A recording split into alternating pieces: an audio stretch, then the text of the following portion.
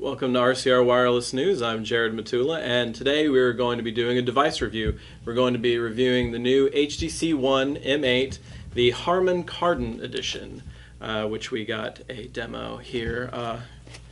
And this is actually a Sprint exclusive phone. It is still relatively new, and we're going to talk about first what's in the box.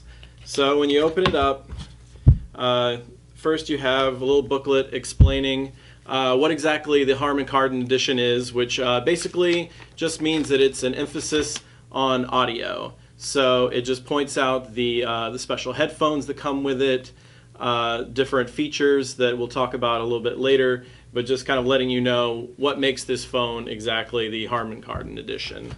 And then of course you have the phone itself. So we'll just pop that out.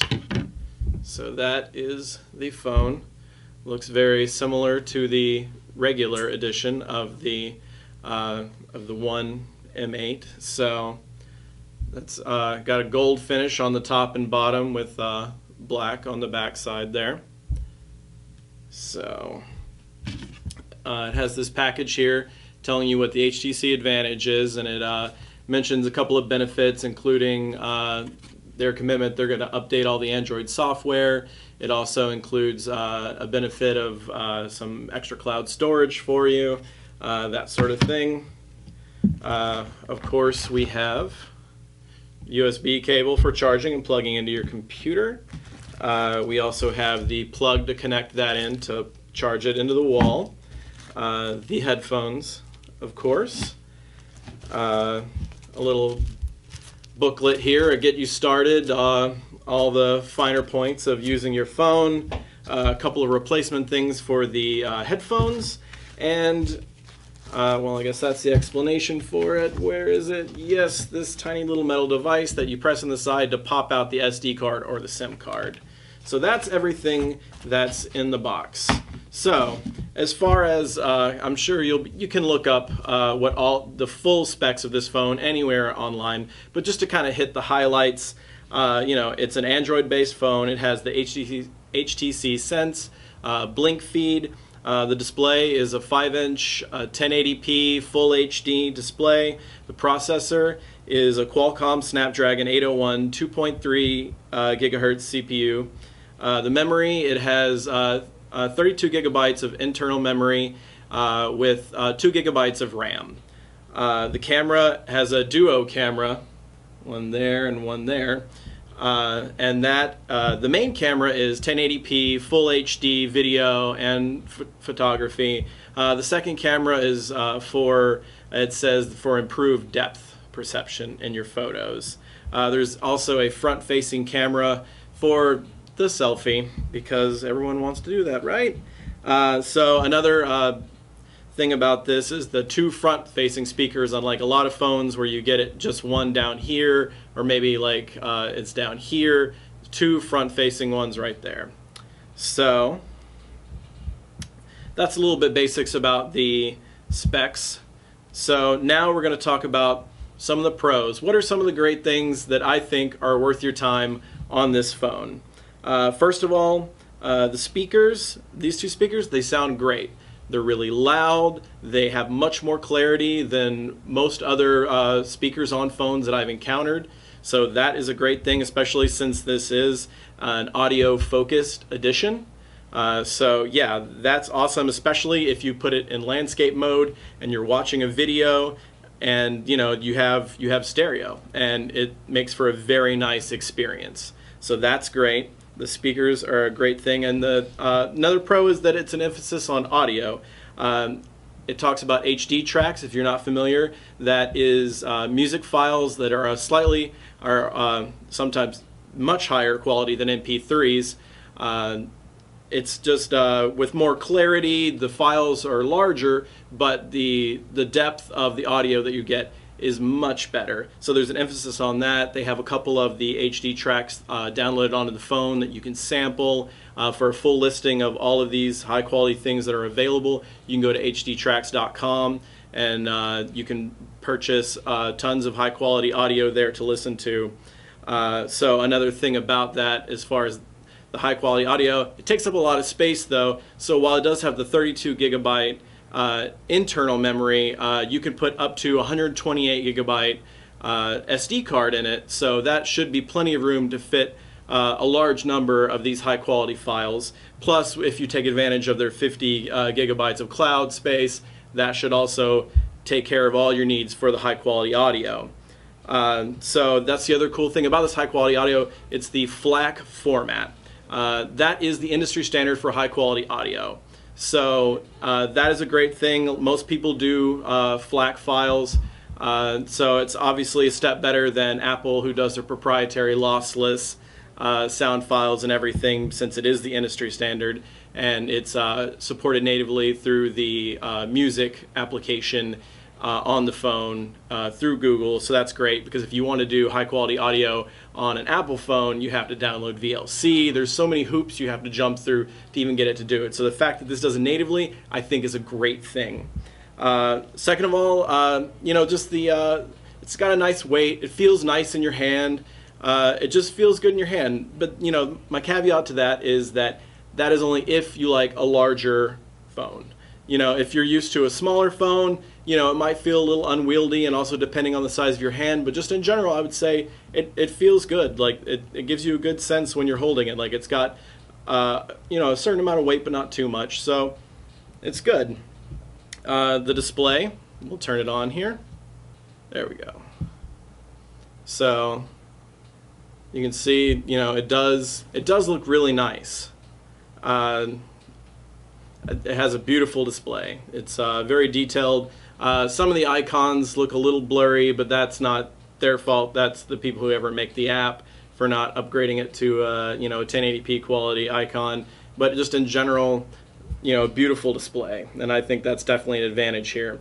One of the signature things on here, this is Blink Feed. I do think this is a cool way to look through your news. You can plug in your social media through here. There's also different standard news platforms that you can select as part of your feed. It feels a little bit like Windows 8 or like a Windows phone, but in general, like, I think it is a cool feature, and it's a good way to get your news if you don't want to go into the apps, since it's just native to your phone, and you don't have to enter in any special thing to get some of your pieces of information. So I think the Blink Feed is a good thing. And it's a good way to get your news if you don't want to go into the apps, since it's just native to your phone, and you don't have to enter in any special thing to get some of your pieces of information. So I think the Blink Feed is a good thing. Let's see. One of the audio features, going back to that for a minute, is something called Clarify, which says that it improves the quality of compressed audio files. So anything like, so if you have low quality MP3s, or perhaps you have streaming music like from Spotify or Pandora, those streams are at a lower quality, but this claims to improve them so that they sound better, a little higher quality. And I've tested this through both music on the phone and music through streaming platforms, and there is a noticeable difference. It does sound better, but it sounds more like some sort of like EQ setting, improving slightly the highs and the lows than it does some revelatory thing. You know, perhaps if you downloaded the right things or had you know, something else, it might stand out more. But just from my initial testing, you know, it makes a little bit of a difference, but it's certainly not some sort of deal breaker. The other advantage is these headphones. These in-ear headphones. They're very comfortable. You can wear them for an extended amount of time, and they don't wear on your ears. They don't hurt. It's got the little control here with the volume and everything, so that makes it nice. And yeah, they're comfortable. They're nice headphones, so that's definitely a plus. And then as far as the processor and everything, the speed is really good. Apps open really quickly. Browser windows and websites load pretty quickly. You know, provided you're you have a good connection to your Wi-Fi or your you know, or your wireless. So that's good too. So those are the pros. Now let's talk about some of the cons. One thing, I guess, you know, and you know, full disclosure here, I am an iOS person. I have an iPhone, So maybe this is just par for the course and I'm not familiar with it, but as soon as I turned on the phone, it demanded that I do a ton of updates and wanted me to connect to Wi-Fi and do all these updates. It kind of felt like the first time you turn on like a Windows machine and it's just like, oh, there's all these system updates that you have to do before you can even get started and do anything. So that was kind of a bummer to have to do all of the updates. So that kind of bummed me out, especially when, say like for instance, like the really confusing, like with the Spotify app, I click it and it's like, oh, well, this needs to be updated. And I say, okay, let's update it. And so I click update and then I update it, but then I click on it, it's like, this is an outdated version. Okay, that's a little confusing. So it takes you to a link to download a separate, completely different app that you have to download, and then you open that, and then as soon as you open it, it says, oh, it looks like, you have an older version, like, let's delete that first before we do anything. So just weird things like that just make for kind of a alienating first experience, though that could just be an Android thing. So my apologies if it is. So, and then another, I mean, this is kind of a nitpick, but I'll just say that the HD tracks that they give you to sample, to me, they're not the best representation of maybe what the sound quality could do, because every one of them is either like a quiet jazzy number, or it's some classical or something, and all these music genres are fine, that's great, but it's nothing that's really dynamic. It's nothing that really shows off like, what the sound can do. And I understand that since this is going to who knows who, they have to pick the most, like safe, innocuous stuff they can, just for the sake of safety. But they should have, put something a little more powerful, something with like some electric guitar or, like a hip hop beat, or just something that really, brought out the dynamics of this music if they're really going to play up this whole HD tracks sort of thing. And despite the headphones being comfortable, they just don't sound very good. And, I mean, I guess you should, they should sound good considering they're from an audio manufacturer, but the truth of the matter is just that it sounds flat. It just sounds kind of dull and lifeless, and you just wonder where all the bass response went. I mean, there's just zero bass response on these headphones. So that's kind of a bummer. I mean, now, for extended use, do they probably sound a little bit better than, say, like the pack-in iPhone headphones? Yeah, they do. Especially when you crank up the volume at the top volume, on the iPhone ones, it kind of sounds like, it's just like straining and it's bleeding out and it just sounds kind of bad. But these, I guess maybe that's part of it, having a muted sound that you can take it really high and it doesn't kill you as much, so yeah, a little disappointed with the headphones. Playing around with the camera, if you just if you just raise up the camera and you're just like, all right, I'm going to take a photo, snap, you look at it, looks beautiful. However, I found that when you zoom, all that goes to hell. It just doesn't look very good, especially if it's anything that has fine detail, like something that has small print text or anything. There's a very noticeable pixelation and everything, so not very impressed with the zoom, but if you have reasonable light and you're not zooming in, pictures look fantastic, and so does the video. The blink feed, while I did praise the blink feed and saying that it's a cool new feature, I think it could have more options, because what you see right here is that all of this is feeding from my Facebook feed, and then if you scroll way down, you'll get to all the things that I manually inputted of like different news sources I want to get information from, whether that's IGN or CNN or something like that. There's no option to move those above your Facebook feed or your Twitter feed, or the amount of information it pulls from each one of those sources. You can't really choose that. So I don't really know what it's grabbing from to determine like what is it going to show me. So a little bit more customization options on that would be nice. The other thing that might be sort of a deal breaker on this is, like I said in the beginning, it's a Sprint exclusive. So if you see the phone and all this emphasis on audio sounds good to you, and you don't have Sprint, you're kind of out of luck unless you want to change your plan and go with a different carrier.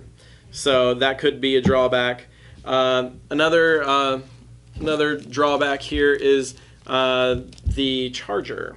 I'm used to the tiny little, square of the iPhone, and this is pretty big, and especially once you plug in the USB to that, I mean that's a serious link that's sticking out, and so if you're trying to fit this into a tight space, maybe behind a wall or behind your desk or something, it may not work. You might need an extension cord or something. So the bulkiness of the plug-in, it's a little bit of a drawback.